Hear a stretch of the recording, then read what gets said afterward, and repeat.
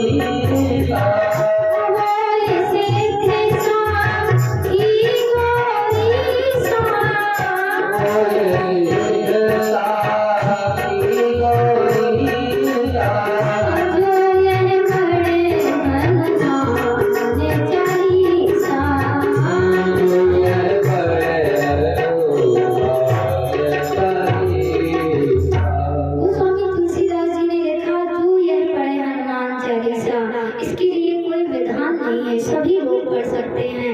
श्री हनुमान चालीसा का शुभ आरंभ गुरु वंदना से होता है।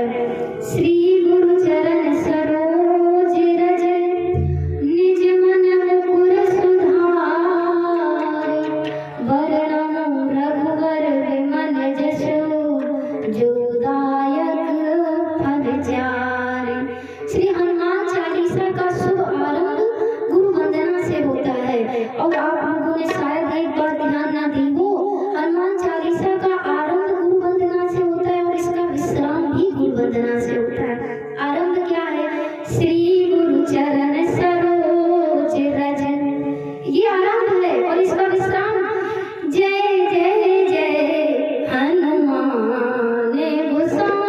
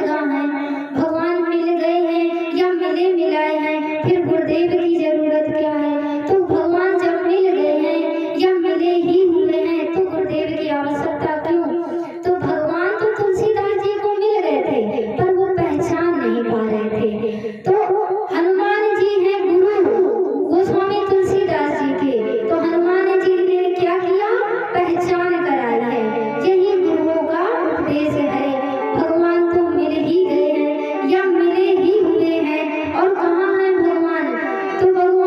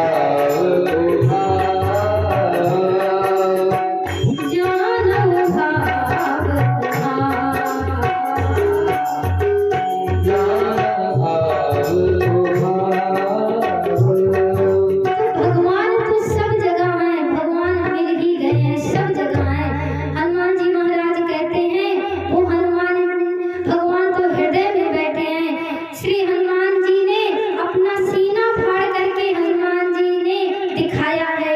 श्री राम जानकी बैठे हैं मेरे सीने में।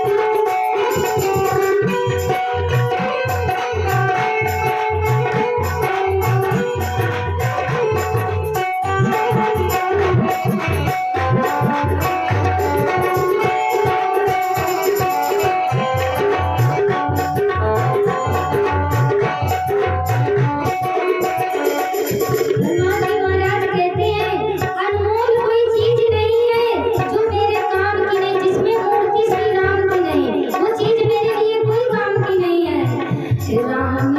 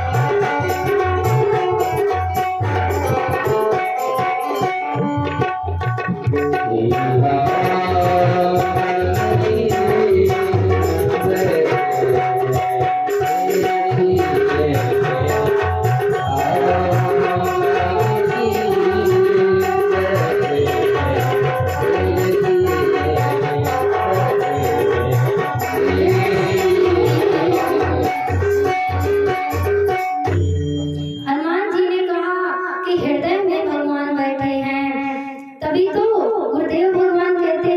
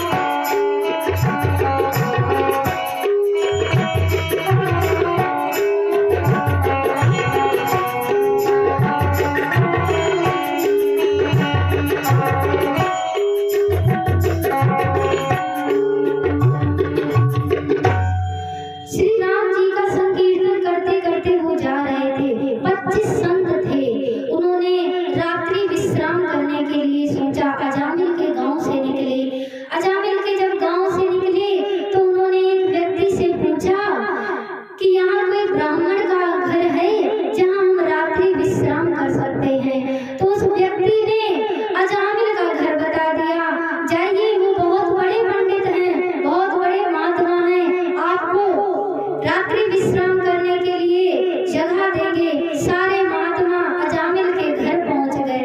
अजामिल के घर के बाहर पहुंचे। जब उस गणिका ने उन संतों को देखा तो दरवाजा बंद कर लिया। संतों को देख करके दरवाजा बंद कर लिया। संत वहीं पर बैठ गए। अंदर से उनके बच्चों की आवाज आ रही थी, क्योंकि अजामिल गया था शिकार करने। उनके बच्चे कह रहे थे, कोई कह रहा था मैं हिरण खाऊंगा, कोई कह रहा था मैं भैंसा खाऊंगा, कोई कह रहा था मैं शेर खाऊंगा। जब संतों ने ये बातें सुनी तो संत बड़ा घबरा गए, डर गए। अरे मैं किसके घर में आ गया, यहाँ तो जानवरों की खाने की बात हो रही है। उस व्यक्ति ने कहा था, वो तो संत हैं, वो महात्मा हैं, वो पंडित हैं। कैसे ये पंडित हैं? वो तो महात्मा घबरा गए। जब तक अजामिल आ गया, अजामिल खून से लथपथ था, शिकार करके आया था। संतों ने देखा तो अपने कमंडल उठाए और दौड़े, भागने लगे। अजामिल दौड़ करके घर गया, स्नान किया और बाहर आया। तब तक संत जा चुके थे। अब अजामिल को तो संतों से मिलना था। संतों के पीछे पीछे अजामिल दौड़ा। अजामिल ने संतों के पैर पकड़ लिए। महात्मा कृपा करो, दया करो, मेरा उद्धार कैसे हो? तब संतों ने कहा कि आपके पुत्र कितने हैं? अजामिल ने कहा 9 पुत्र हैं, 10वां पुत्र आने को है। तब संतों ने कहा उस 10वें पुत्र का नाम आप नारायण रख देना, आपका उद्धार हो जाएगा। अजामिल गया। कुछ समय बाद अजामिल के पुत्र हुआ। अजामिल ने उस पुत्र का नाम नारायण रख दिया। उस नारायण से अजामिल को इतना प्रेम हुआ कि हर समय नारायण नारायण नारायण गाता रहता था। नारायण पानी ले आओ, नारायण खाना ले आओ, नारायण मेरे बिस्तर बिछा दो। हर प्रकार से नारायण ही नारायण जपता था। अजामिल की मृत्यु का समय आया। नारद मुनि ने उपाय दिया था, संतों ने उपाय दिया था, जो अजामिल को तो संतों की बात उसको याद आई थी। अब जब मृत्यु का समय आया तो यमदूत भी आए अजामिल को लेने, और भगवान के पार्षद भी आए। भगवान के पार्षद क्यों आए? क्योंकि उसने नारायण नाम लिया था। और अजामिल को यमदूत लेने क्यों आए? क्योंकि उसने बहुत सारे जीव जंतुओं की हत्या की थी। दोनों आए। भगवान के जब पार्षदों ने यमदूतों को देखा और यमदूतों ने पार्षदों को देखा, पार्षद कहते हैं तुम अजामिल को नहीं ले जा सकते हो। यमदूतों ने कहा क्यों? इसने तो इतने सारे पाप किए हैं, इसको भगवान के पास ले जा करके क्या करोगे? पार्षद कहते हैं इसने कर्म जरूर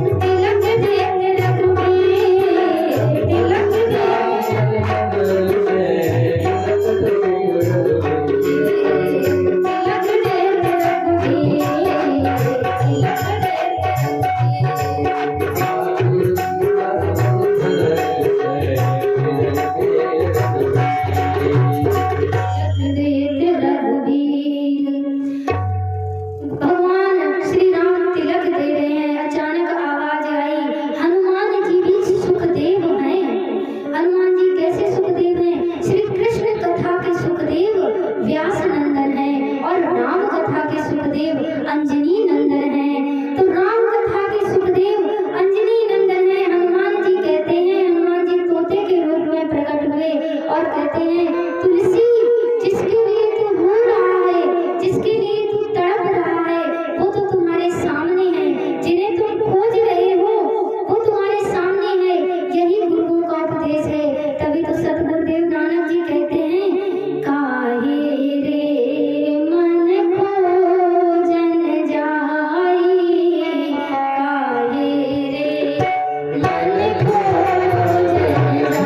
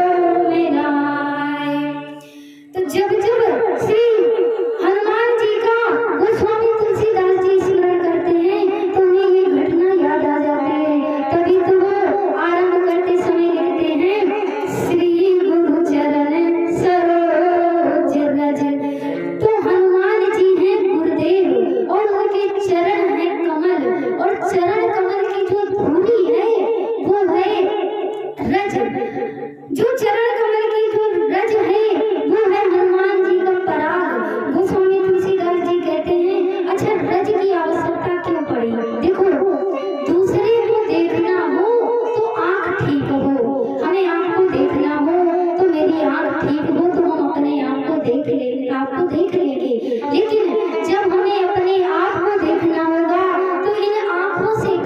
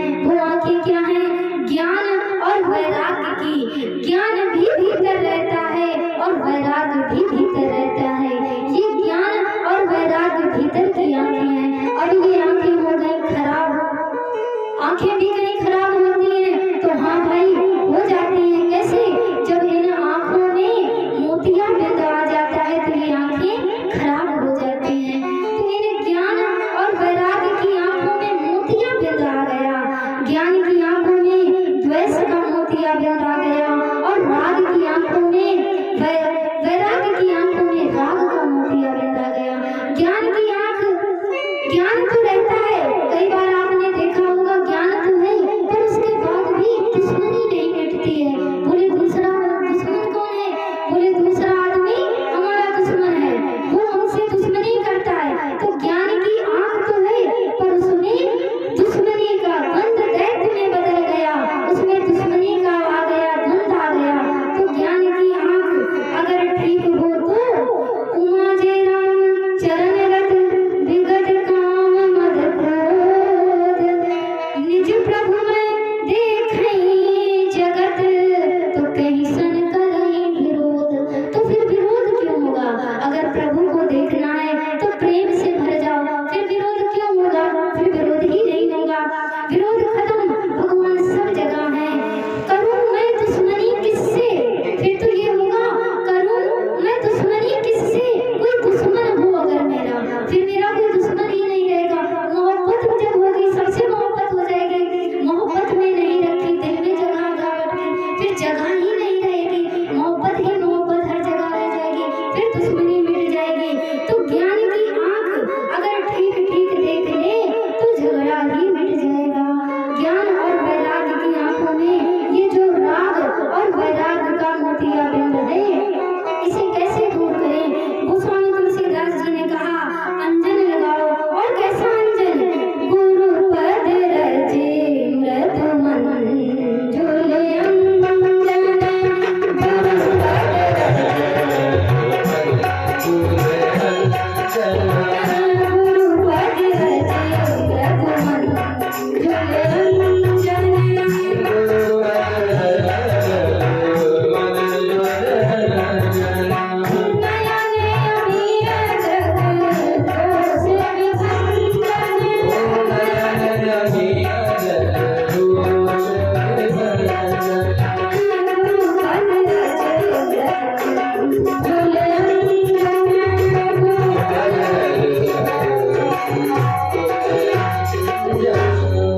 तो गुरुदेव के चरण धूलि ही अंजन है, ये ज्ञान और वैराग्य की बीमारी को दूर कर देगी। तो गुरुदेव की चरण धूलि ज्ञान वैराग्य के राग और द्वेष को दूर कर देगी। अच्छा, धूलि अगर आंख में गिर जाए धूलि, तो खुली आंख को बंद कर देगी। ये जो हमारी पुतली है जो ऐसे ऐसे ऐसे करती है, अगर इसमें हवा से धूलि आ जाए तो तुरंत ही अपने आंखों की रक्षा करेगी, बंद कर देगी। अगर यही धूलि गुरुदेव की चरण रज की मिल जाए तो इस बंद आंख को भी खोल देगी। यही गुरुओं का उपदेश है।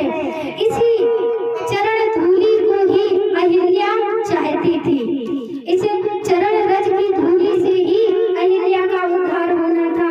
राम जी की रज ही अहिल्या चाहती थी। इसी चरण रज को अपने मन में लगाओ और मन से आंखों से प्रेम आंसुओं को गिराओ, मन का दर्पण साफ हो जाएगा।